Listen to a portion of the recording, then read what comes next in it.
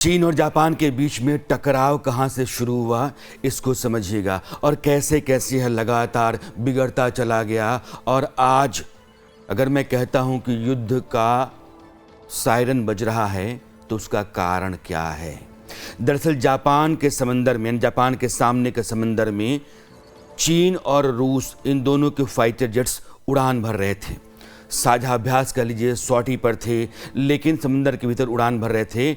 और यह जापान और दक्षिण कोरिया दोनों के हवाई सीमा के दायरे में आ गए। समंदर का भी अपना इलाका होता है देशों का, और उस इलाके के ऊपर आसमान में जब कभी भी आप दाखिल होते हैं तो उस कंट्री के एयर स्पेस में दखल माना जाता है। और दक्षिण कोरिया, जापान दोनों के एयर स्पेस में इन दोनों देशों के फाइटर जेट्स ने दखल मारा।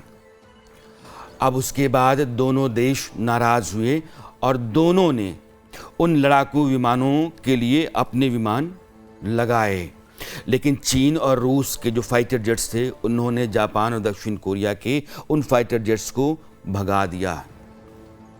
एक मामला आता है कि जापान के फाइटर जेट को चीन के जेट ने आसमान में ही लॉक कर दिया, जिसको रडार लॉकिंग कहते हैं, यानी कि अब हम तुमको स्ट्राइक करके मार देंगे।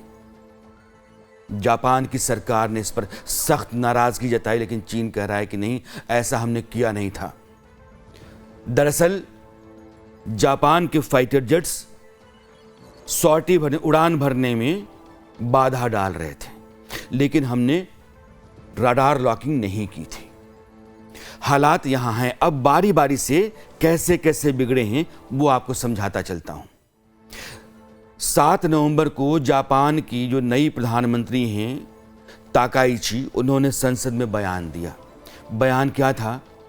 बयान ये था कि अगर चीन ताइवान पर हमला करता है, सैन्य कार्रवाई चीन की तरफ से ताइवान के ऊपर होती है, तो वहाँ तक जापान के द्वीप हैं, जापान के इलाके हैं, उन पर असर पड़ेगा। जाहिर है कि जापान प्रतिक्रिया देगा। अब इसके बाद चीन कहाँ संभलने वाला है, बौखला गया।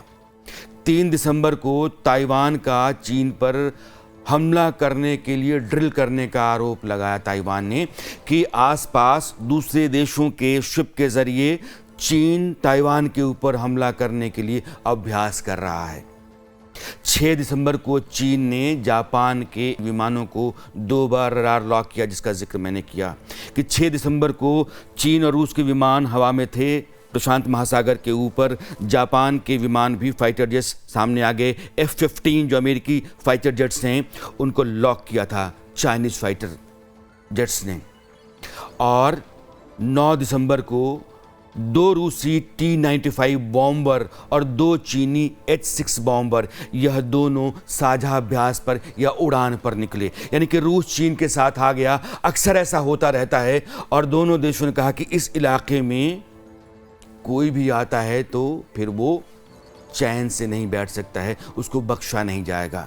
जो प्रशांत महासागर का हिस्सा है उसको आप 2 टुकड़ों में समझिए, एक जापान के पश्चिम, एक जापान के पूरब का, और नीचे दक्षिण में जिसको हम साउथ चाइना सी कहते हैं।